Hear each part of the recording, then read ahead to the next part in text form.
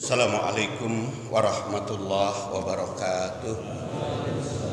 Alhamdulillah wassalatu wassalamu ala Rasulillah wa ala alihi wa sahbihi wa mawalah. Amma ba'du fa ya ibadallah usikum wa iyaya bitaqwallah fa innal jannata uiddat liman ittaqah.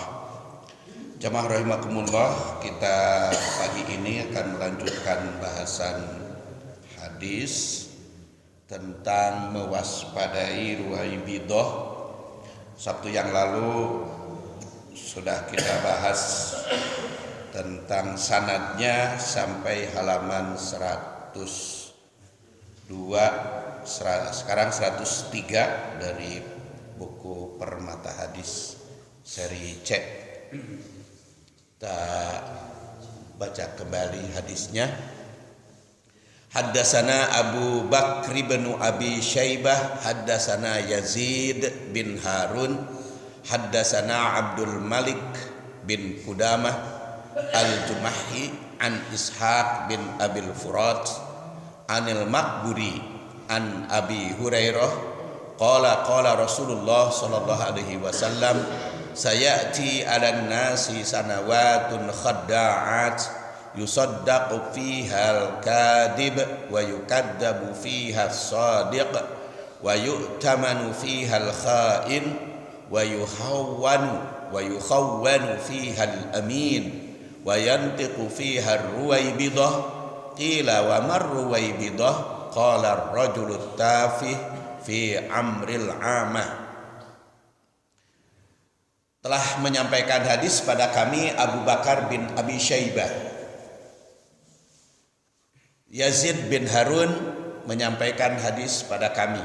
Abdul Malik bin Qudamah al-Jumahi menyampaikan hadis dari an Ishaq bin Abil Furat anil Maqburi, dari al-Maqburi an Abi Hurairah, dari Abu Hurairah, yang menerangkan qala Rasulullah SAW, Rasul bersabda, sayati 'alan nas, bakal datang pada manusia sanawatun khadda'at, tahun-tahun yang penuh kepalsuan dan penipuan. Yusaddaqu fihal kadhib, yang dusta dianggap benar. Wa yukaddabu fiha shadiq, yang benar dianggap dusta atau kebenaran didustakan. Wa yu'tamanu fihal kha'in, yang berkhianat dipercaya atau diberi kepercayaan. Wa yukhawwanu fihal amin, orang yang dapat dipercaya malah dianggap hianat atau dihianati. Wa yantiqu fiha ruwaibidah, maka yang banyak bicara adalah kaum ruwaibidah. Kila ditanyakan kepada Rasulullah, wa mar ruwaibidah? Apa ruwaibidah? Apa itu ruwaibidah? Qala Rasul bersabda, ar-rajulu tafih fi amril 'amah, orang yang bodoh diberi kepercayaan ngurus urusan publik, urusan umum. Sanadnya sudah kita bahas, rawinya. Sekarang kita ke syarah. Sayati 'alan nas, perkataan sayati 'alan nas memberi isyarat bahwa zaman Rasul itu belum terjadi. Makanya beliau katakan sayati. Jadi pada saat itu belum terjadi. Kalau terjadi di zaman Rasul tidak akan pakai sa. Kalau yati 'alan nas, nah itu bisa terjadi pada saat itu sudah ada, dan pada saat yang akan datang pun sudah ada. Tapi kalau ini mah pakai sa, sayati. Iya, sama. Jadi pada saat itu belum terjadi. Makanya di Kopo ada kampung Sayati. Sayati itu. Itu artinya sayati, bakal datang. Bakal datang. Kalau di sini kordon. Kordon itu adalah saham simpanan. Pasar kordon itu pasar simpanan. pasar kordon. Sayati 'alan nas, bakal datang pada manusia. Atau banyak memang ada sayati zamanun. Ya sayati, kalau ini sayati 'alan nas. Jadi kalau sayati zamanun mah zaman yang bakal datangnya, kalau ini mah peristiwanya atau kejadiannya. Namun yang jelas tidak diterangkan berapa jarak antara wafat Rasul dengan munculnya kejadian yang diungkapnya itu.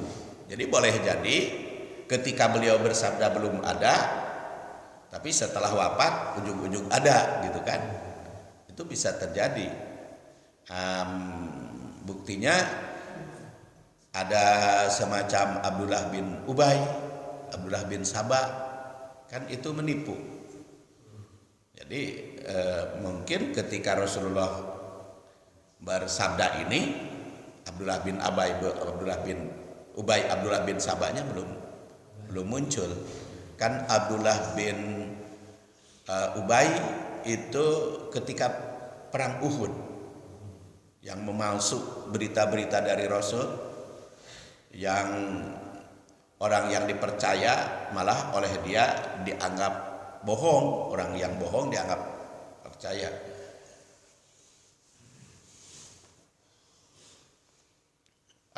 Dan juga boleh jadi saat ini sudah muncul di berbagai tempat di penjuru dunia.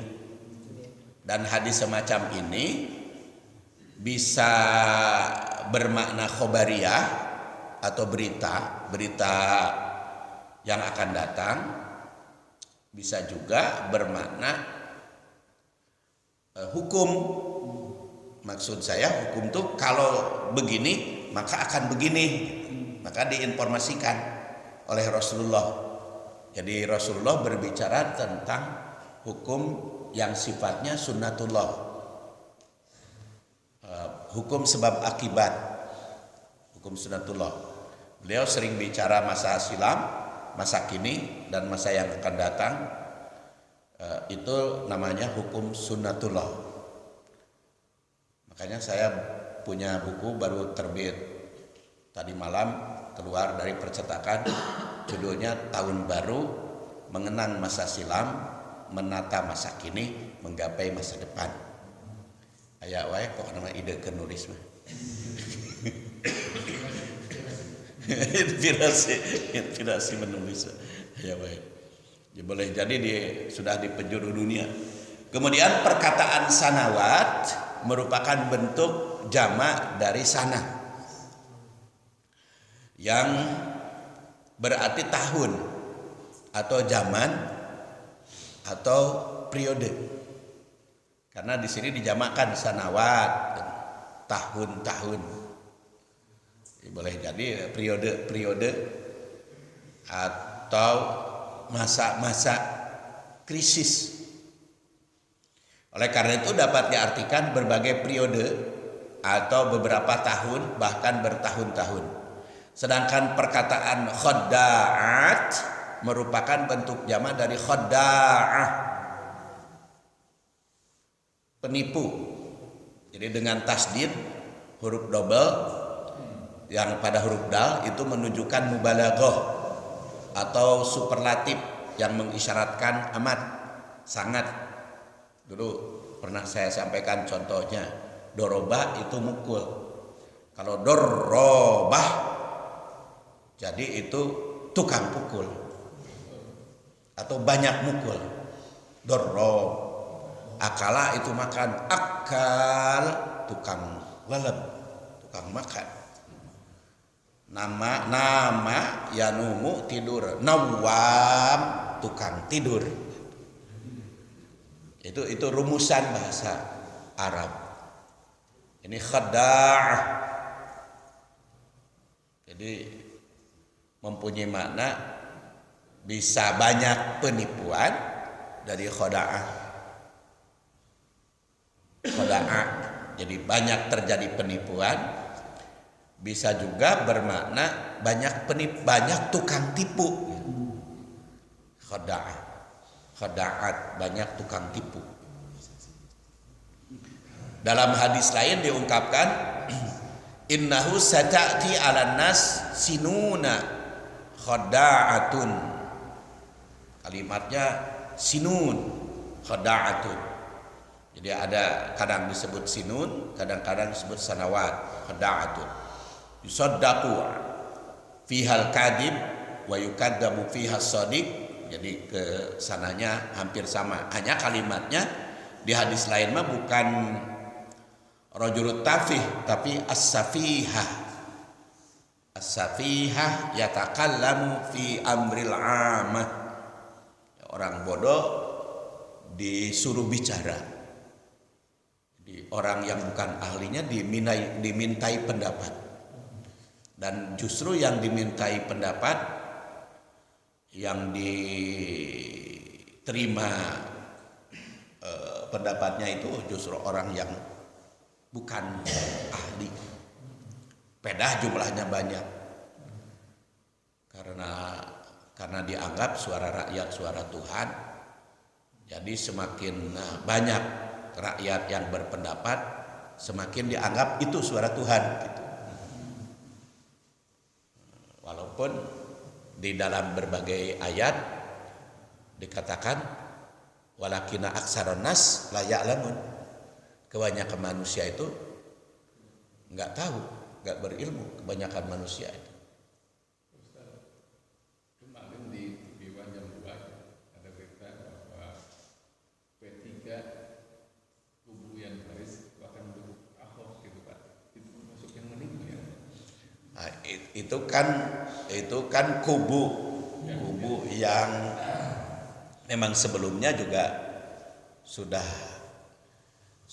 Mu'tazilah Mu'tazilah keluar dan memang tidak punya posisi tidak punya posisi, walaupun kita juga tidak tahu rahasianya kenapa gitu ya, tetapi kita kan biasanya melihat itu dari sudut lahiriah gitu.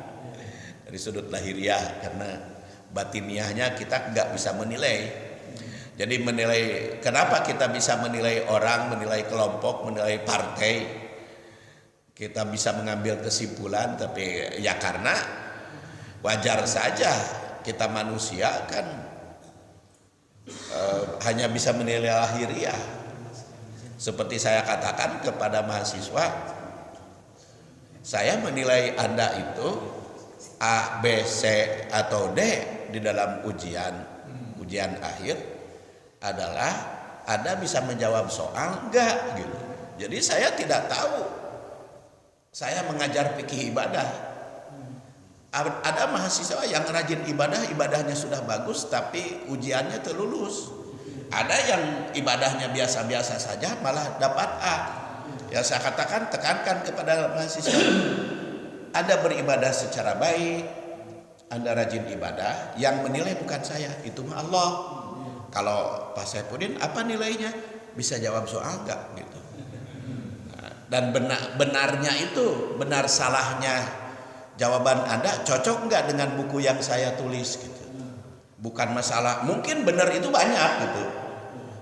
Ini benar, tapi yang dijadikan kriteria penilaian saya, jawaban Anda cocok enggak dengan buku yang saya susun gitu. Jadi karena memang keterbatasan manusia menilai. Seperti Bapak nanyakan tentang peristiwa P3 itu kok, ya kita memang bisa melihatnya, menilai dari lahiriah. Jadi adapun taktik politik, strategi, takiyah dan sebagainya, nah itu mah urusan Allah, bukan urusan manusia. Begitu pula kita di dalam memilih pemimpin. Di dalam memilih pemimpin itu kita bisa menentukan pilihan tuh lahiriahnya itu iman atau tidak, lahiriahnya dia suka sholat atau tidak, yang kita lihat, yang kita ketahui ucapannya bagaimana, perbuatannya seperti apa. Adapun nanti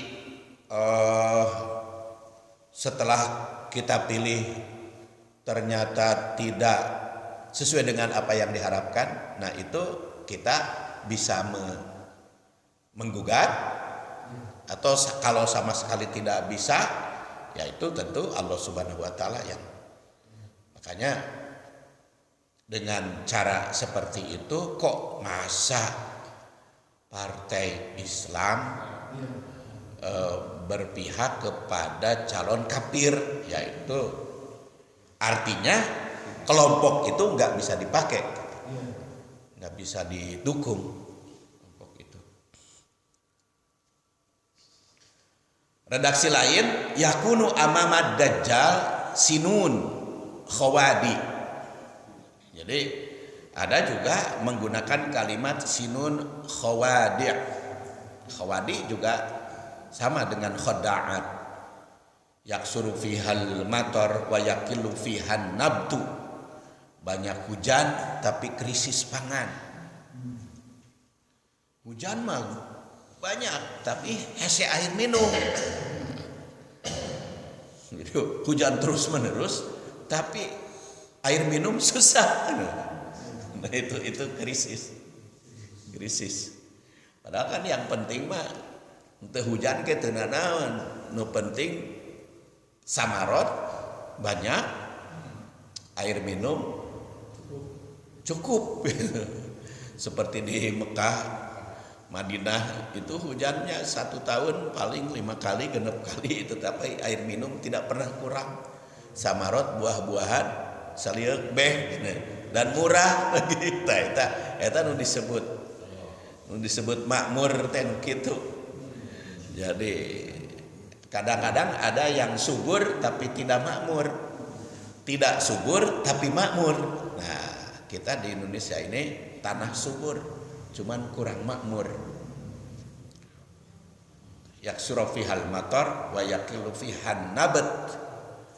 Dan kesananya wa yukadzabu biha sadiq sama, tapi wayantiku fihar ruwaibidah.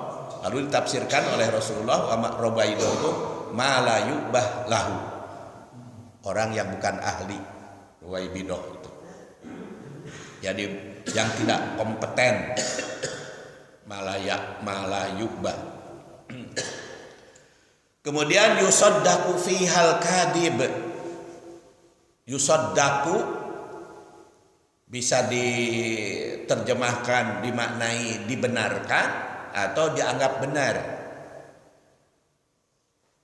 Fiha pada saat itu al-kadib yang berbohong. Pada saat yang disebutkan di atas tahun-tahun khada'at, orang yang tidak jujur alias pendusta dianggap benar. Perkataan kadib mengandung makna yang luas, bisa pengertian secara hakiki, yaitu yang suka berbohong, bisa juga bermakna majazi, seperti cerita fiktif. Cerita fiktif itu kan bohong, dongeng, novel. Saat ini yang berdusta dianggap benar. Juga banyak sekali, terutama dalam pengaturan anggaran. Contohnya, jika penyusun RAB itu menulis harga yang sebenarnya, maka ada kemungkinan tidak diakui, tidak diterima itu pengajuan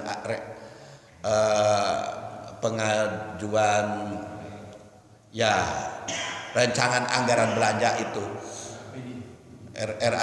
RAPBN, RAPBD atau RAB. Kalau harga sejujurnya ada kemungkinan itu tidak diterima, karena itu yang tidak benar, karena yang benar mah di markup. Ya, coba aja pernah terjadi anggaran kursi saja, satu kursi tempat duduk sofa 24 juta. Komputer satu laptop 80 juta kalau tidak salah yang diajukan. Loh kok laptop yang 3,5 juta aja ini, yang saat ini sudah rusak keyboardnya, masih bisa dipakai, padahal ini 3,5 juta. Itu 80 juta. Laptop seperti apa? Tapi itu justru yang diterima gitu. Yang terbuat dari emas itu laptopnya. Tulisan Pak Ustadz ini ada contoh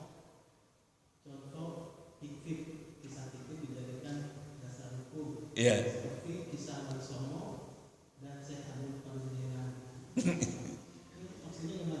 Iya, salah satu contohnya kita kisah Wali Songo dijadikan sumber hukum karena Sunan Giri itu bisa niup caruluk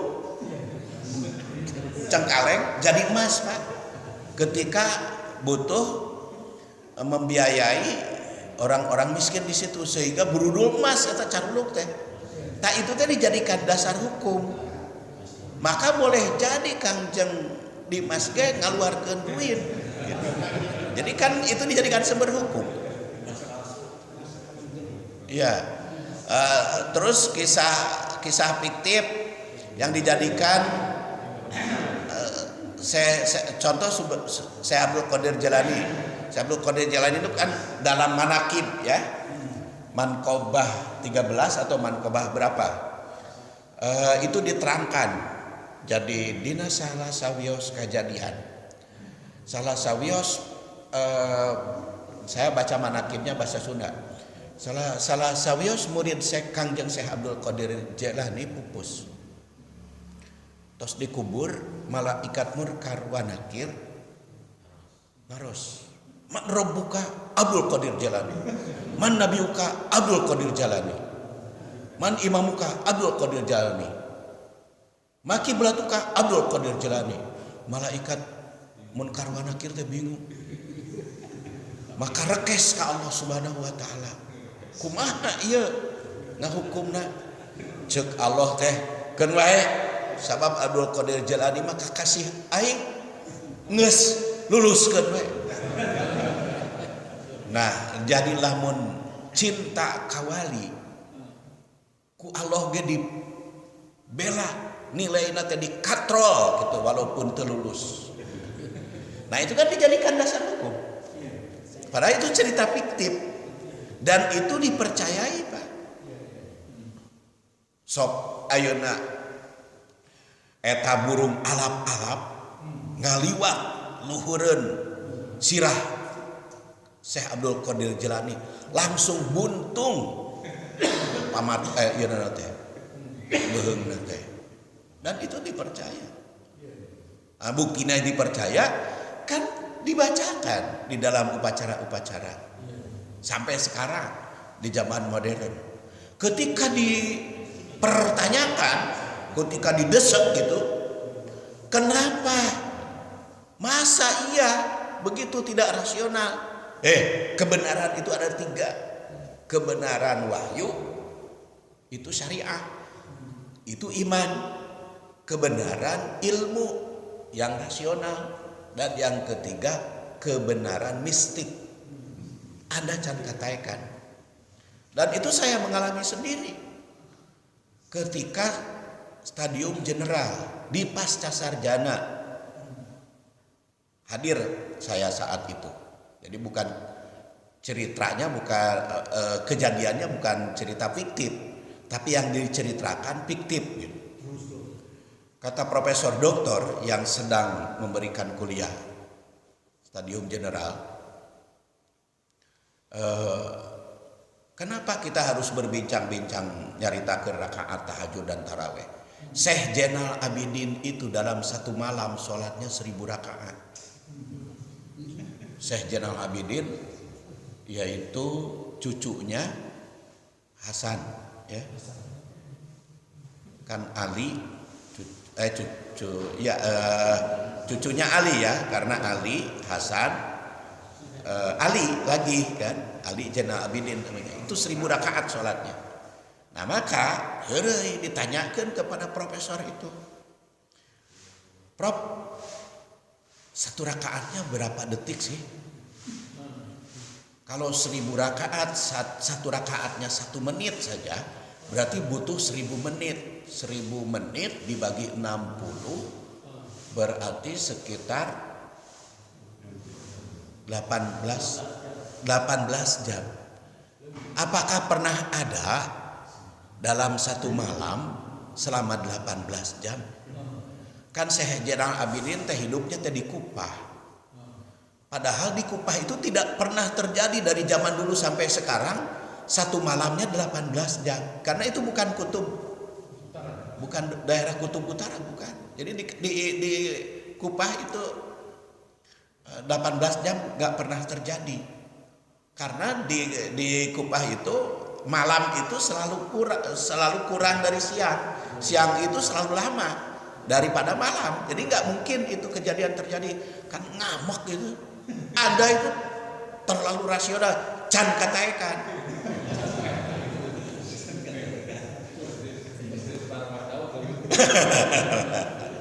Tapi itu yang dianggap benar gitu. Jadi cerita fiktif banyak contoh-contoh gitu. Namun justru yang diterima itu adalah rencana anggaran belanja yang dinaikkan, alias campur dusta. Itu yang diakui, kan coba yang namanya lelang Ari proyeknya bukan lelang proyek istilahnya,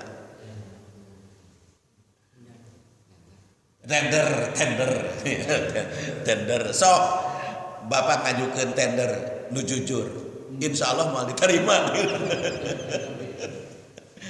Nah, kalau ada tendernya yang tidak jujur itu biasanya, makanya tidak aneh jembatan dibangun selama 3 tahun 3 bulan geus ambruk gitu. Karena tendernya direkayasa, yusodaku fihal kadib, dongeng atau cerita fiktif. Banyak dijadikan dasar hukum, ya kisah Wali Songo itu kan dijadikan dasar hukum itu Pak, kisah-kisah Wali Songo. Sunan Kalijogo itu tongkatnya jadi ular, duduk di pinggir kali. Kemudian nah itu sholat wali temanya mah ya wali itu sholat gitu apa. Nyi Roro Kidul sok tadi itu dianggap benar itu. Nyi Roro Kidul itu buktinya dirayakan kemarin 17 Agustus dari Purwakarta ke itu berarti ada pembenaran kisah Nyi Roro Kidul. Iya, saya juga pernah ngajang di Pelabuhan Ratu kan ada puncak bukit kecil itu, saya naik ke atas itu ternyata di sana itu lukisan Nyi Roro Kidul dan disediakan kenceleng kan. Jadi begitu saya masuk ke kamar Nyi Roro Kidul itu sudah ditanya apa yang Anda inginkan pangerkeskeun. Saya tanya ya pokoknya mah yang nganjang we abdi mah ceuk teh. Jadi saya tanya tapi karena kuncian nama tidak mau ditanya-tanya, akhirnya turun ketemu dengan ibu-ibu tukang ikan jamilus itu. Jamilus ya, ikan jamilus. Seneng enak gitu. Jadi saya, "Bu, cing teh syukur pisannya cing teh ka Nyi Roro Kidul teh. Anu minta bantuan ngarkeskeun, muhun cenah cek. Unggal dinten nya komo salah sakaliwon malam Jumat kaliwon pinuh. Eta seueur nu berhasil teu?" Saurna mah seueur. Ah tuh ibu cek teh pan caket ka Nyi Roro Kidul. Ceuk urang mah tibatan dakang jamilus wae capek-capek. Duh ka cenah cek meureunnan ari kanu caket mah teu mujarab.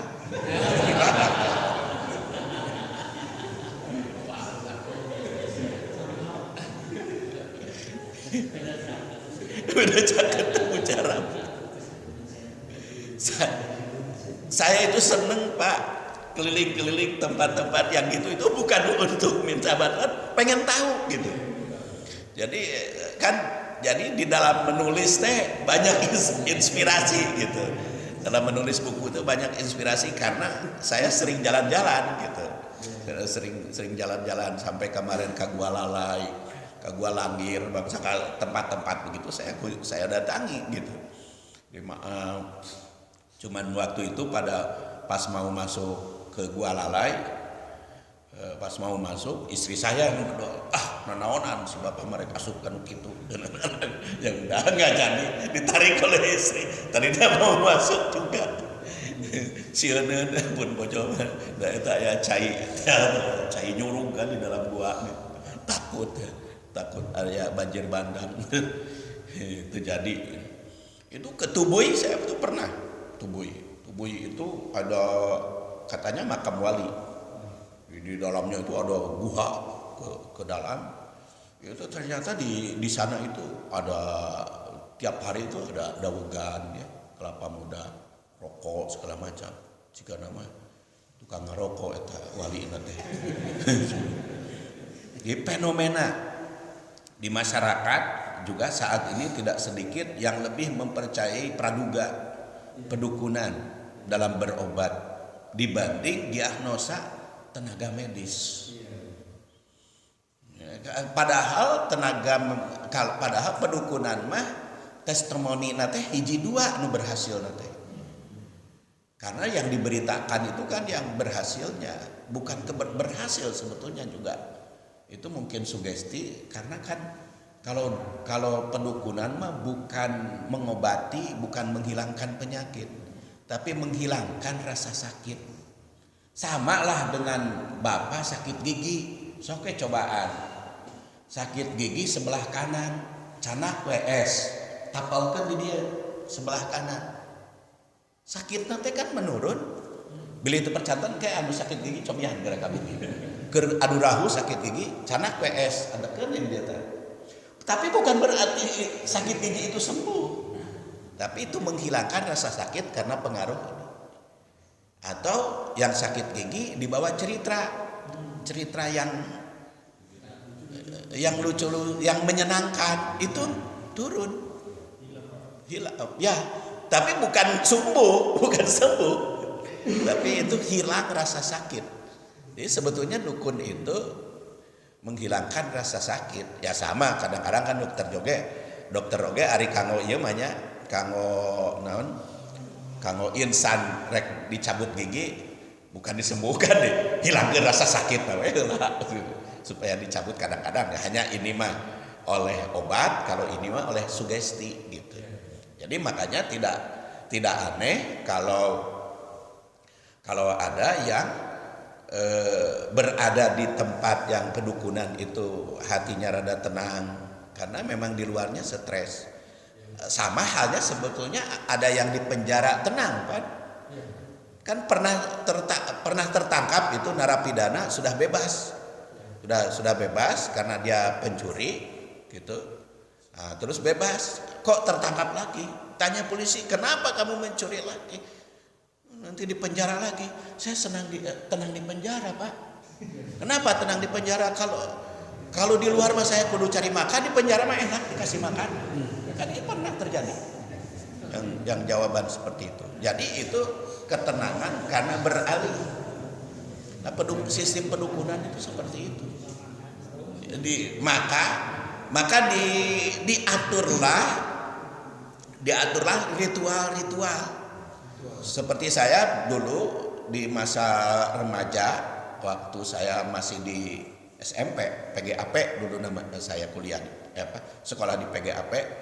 Itu kan karena saya ingin jadi orang berilmu, jadi ulama, jadi ustadz segala macam cita-cita saya. Maka datang saya ke seorang ustadz, saya disuruh saum mati geni 3 hari 3 malam. Saya tempuh pernah. Nah, setelah tamat mati geni nyepi, itu seminggu tidak boleh bicara selain sholat dan baca Quran. Jadi kalau saya ada keperluan itu dengan nulis. Dah harita macan boga WA. Dia nulis pakai kertas kalau ada perlu segala macam tuh. Itu 1 minggu saya tempuh. Tidak bicara selain baca Quran, sholat, nyepen. Nah, setelah tamat nyepen, berikutnya ada syarat 40 hari 40 malam tidak boleh makan makhluk hidup yang bernyawa. Jadi hanya nasi sama garam. Dianggapnya meureun nasi bukan makhluk hidup. Jadi garam sama ciherang. Jadi apa yang ceritakan begitu-gitu saya memang mengalami dulu sewaktu remaja. Jadi ada pengalaman-pengalaman seperti itulah. Jadi tahu bagaimana cara jadi dukun. Ya, saya mengalami sendiri Pak. Jadi pernah jadi dukun. Karena memang dianggap istimewa teh kan setelah mati suri. Jadi kan dianggap istimewa, banyak yang nanya-nanya segala macam dan sehingga dipercaya oleh masyarakat. Pokoknya yang aneh-aneh itu bisa dipercaya. Itu kasus dulu kan Ponari dan sebagainya. Itu lebih dipercayai daripada seorang dokter kan. Spesialis. Ya karena bisa menyembuhkan berbagai penyakit. Padahal itu kalaupun ada yang kebetulan hilang rasa sakit setelah itu, saya melihatnya itu karena sugesti itu. Jadi karena seperti tadi. Dan itu diisyaratkan oleh Al-Quran. Sugesti itu. Kembali lagi saya contohkan bagaimana para wanita di zaman Nabi Yusuf ngeretan jarinya nggak terasa. Karena apa? Karena dia perhatiannya mata simeten kepada ketampanan Yusuf. Si perempuan itu karena terpesona oleh ketampanan Yusuf sehingga mesek apel tuh nggak terasa. Loh, kok baru sadar setelah ditunjukkan oleh Juleha. Ibu-ibu itu kenapa berdarah? Baru sadar. Tadi teh kakeureunt. Tah teu dicarios geuna surat Yusuf teh. Kakeureunt berdarah. Jadi tadi itu karena saking melihatnya ketampanan Yusuf. Ya bagaimana tidak menganggap tampan kepada Yusuf? Di situ kan dinasti Heksos itu yang berkuasa saat itu belum Firaun itu. Itu kan Mesir cebol-cebol itu. Cebol-cebol itu penduduk asli Mesir itu. Ustaz, saya baca di online tentang yang sekarang itu yang ada itu. Dari itu kan memberitahukan bahwa memang ada trauma dengan satu lagi trauma atau Maunah. Kalau trauma kan yang biasa, trauma yang dapat menyembuhkan. Iya. Trauma itu yang dapat menyembuhkan, berikan penyembuhan. Dan itu dia tadi cerita dia memberikan salah satu contoh seorang mahasiswa di Bogor, satu diberikan Maunah. setiap ada yang sakit diberi minum. Nah satunya sebagai asisten diajak ketika temannya itu pergi terus ke Madinah, sekolah di Madinah, maka si temannya ini yang dijadikan dianggap sebagai muridnya. Suatu saat dia disembuhkan, dia baca-baca tentang Al-Fatihah, dia sembuh. Pas kedua kalinya diulang lagi banyak orang, tapi nggak sembuh gitu. Nggak sembuh, dia akhirnya pulang minta waktu beberapa hari, didatangi orang banyak, kerja dan itu. Nah yang jadi pertanyaan itu karena sifat karomah dan karomah itu diberikan Allah kepada orang-orang tertentu saja. Nah yang jadi pertanyaan saya itu apakah si Raden Mas itu waktu diberikan karomah itu artinya karomah itu apa? Maupun itu maka betul adanya. Ya tapi itu para ulama yang percaya kepada karomah maunah itu tidak pernah mengandung unsur penipuan dan merugikan, selalu menguntungkan. Kalau Mas Kangjeng mah kan Kangjeng Dimas mah kalau benar-benar itu karomah kan itu merugikan Pak, merugikan pihak lain. Contohnya gini, dia bisa menggandakan uang, ada juga yang mengadakan. Kalau menggadaikan uang itu bahaya bagi negara kan, karena itu bisa devaluasi kan.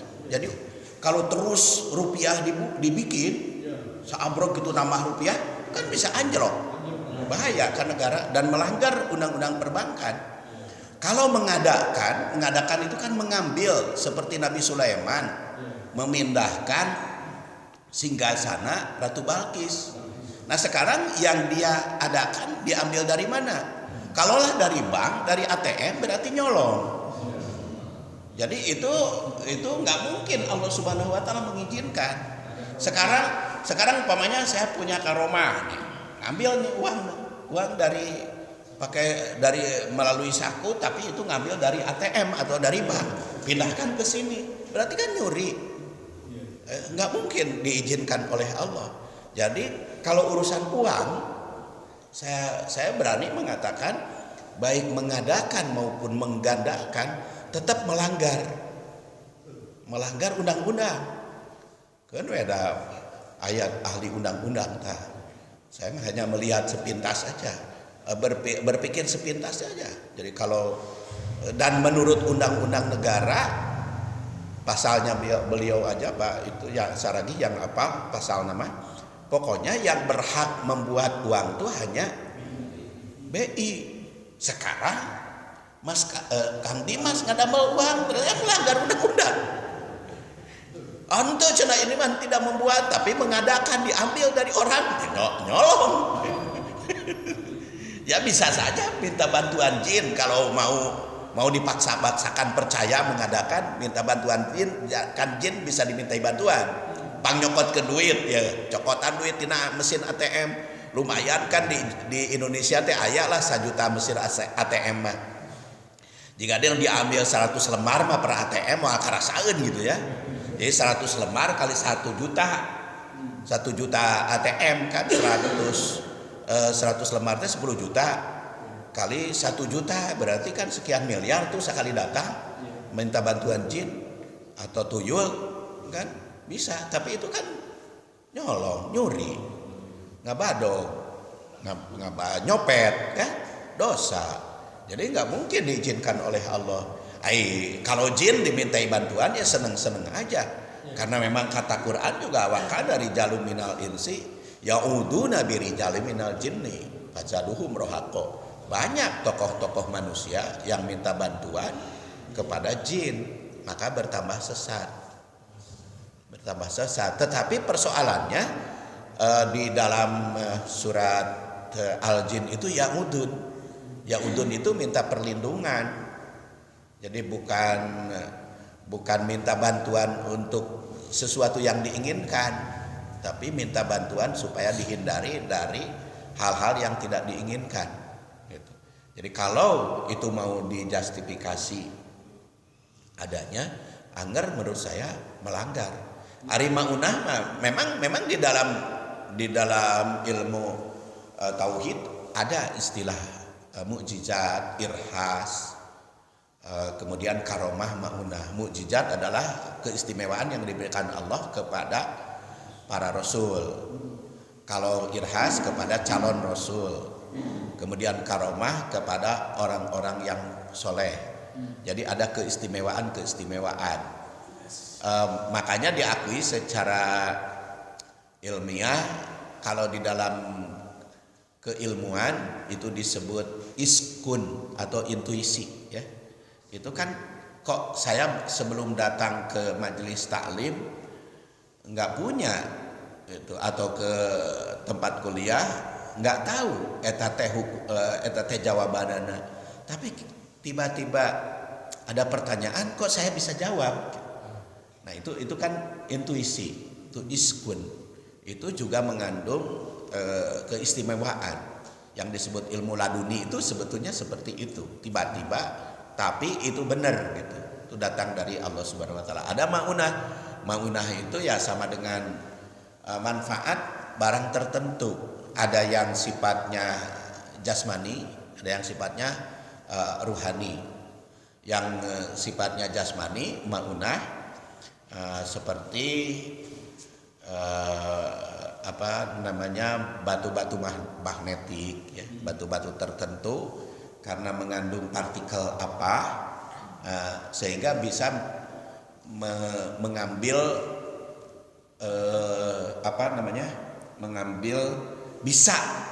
bisa ular. Saya pernah itu menemukan dulu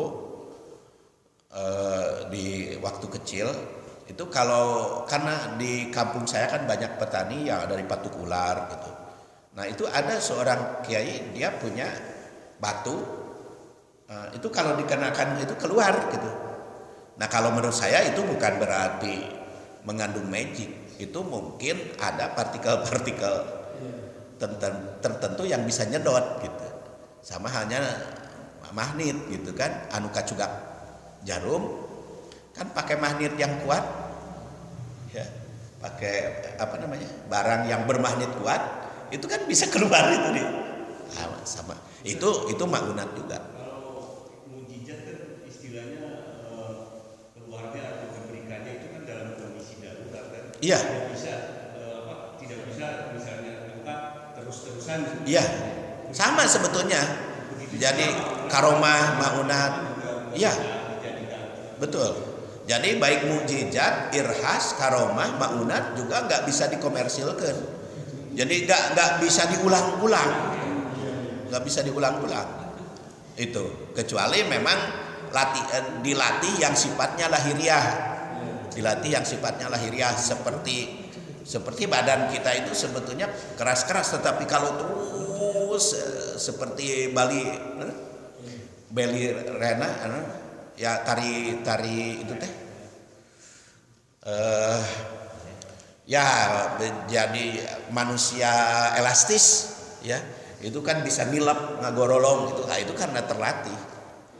Jadi kalau yang namanya keistimewaan di luar jangkauan manusia itu tidak bisa berulang-ulang, kecuali kalau sudah terlatih.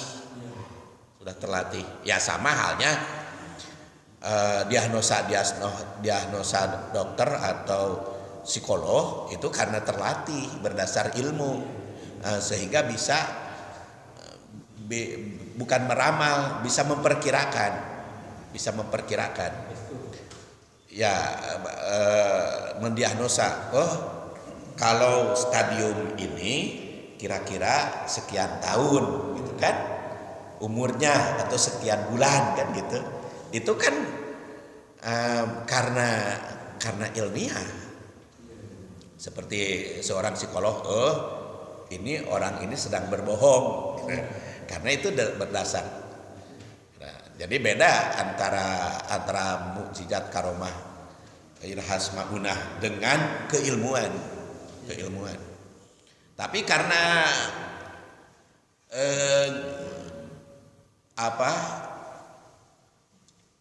istilahnya itu cari alasan, mengelah nanti karena ditanamkan eta Pak. Jadi kebenaran itu ada 3, yaitu kebenaran iman yang berdasarkan wahyu Al-Quran dan Sunnah, kebenaran ilmiah logis, sifatnya eksperimen, uji coba, hasil belajar, dan yang ketiga kebenaran mistik. Nah ini teh kan susah gitu, kebenaran mistik teh dirasionalkannya. Tapi karena percaya ada kebenaran mistik, jadi anu dianggap ada di masyarakat dianggap benar gitu. Jadi seperti Nyi Roro Kidul teh ada atau tidak, ya dianggapnya itu kebenaran, tapi kebenarannya kebenaran mistik. Kenapa disebut kebenaran? Karena sudah dianggap benar adanya oleh masyarakat. Atau Nyi Roro Kidul Gunung Gelis, jadi Mbah Jamrong, jadi kan ada di dalam ternyata magic juga ada pasangannya ya. Magic juga ada pasangannya, seperti ada Pak Mali, hakimnya Ma'onam, gitu kan. Jadi ada di sini ada Nyi Roro Kidul, di situ lalakina Mbah Jamrong kan. Jadi ada pasangan-pasangan memang. Jadi itu juga yang gaib itu. Jadi semua itu membuktikan bahwa apa yang diungkap Rasul di akhir zaman saat ini nampaknya telah terjadi. Kemudian wa yukaddabu fi has-shadiq, perkataan shadiq yang didustakan oleh masyarakat mencakup orang yang bicara ataupun isi pembicaraan. Nah ini yang tadi saya sebut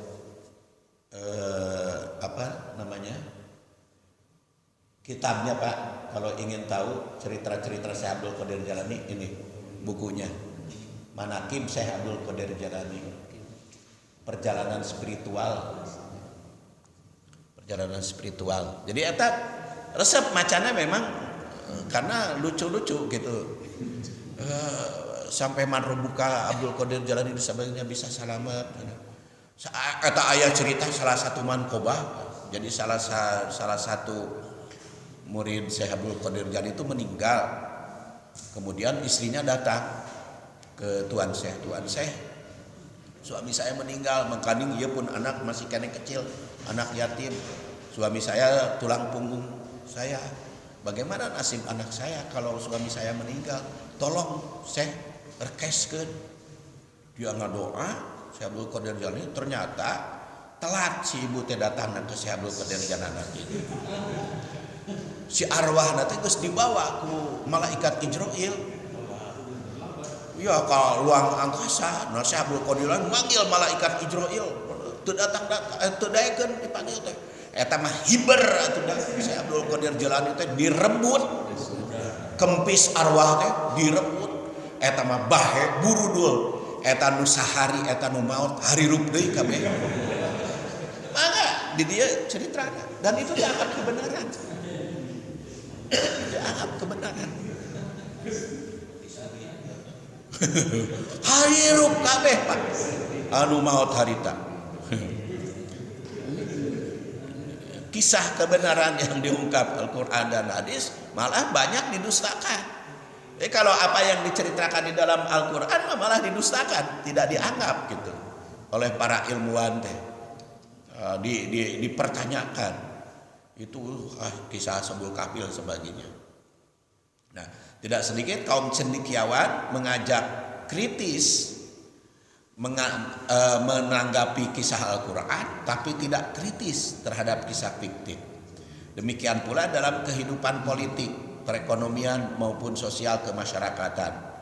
Demikian pula sikap umat terhadap ulama atau guru. Ketika seseorang sedang menjadi idolanya, maka apapun yang dikatakan itu benar. Sebaliknya, bila yang jadi idolanya itu mengecewakan, maka umat tersebut memvonis bersalah pada gurunya itu. Sehingga apapun yang disampaikannya dianggap salah. Akibatnya banyak kebenaran yang dianggap dusta karena yang menyampaikannya bukan idola. Ada pula masyarakat yang mendustakan pedoman orang lain yang hanya disebabkan bukan golongannya, itu dianggap bohong. Kalau suatu pandangan disampaikan oleh bukan kelompoknya, bukan ormas atau jamiah, ini mah fatwanya bukan dari jamiah kita, walaupun benar keheula.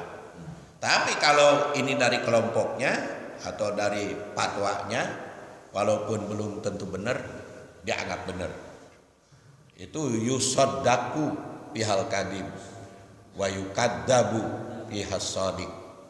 Kemudian wa yu'tamanu fihal aminnya, insyaallah Sabtu payun dugi ka 537 karena bade pamitan bade ka Ciwidey.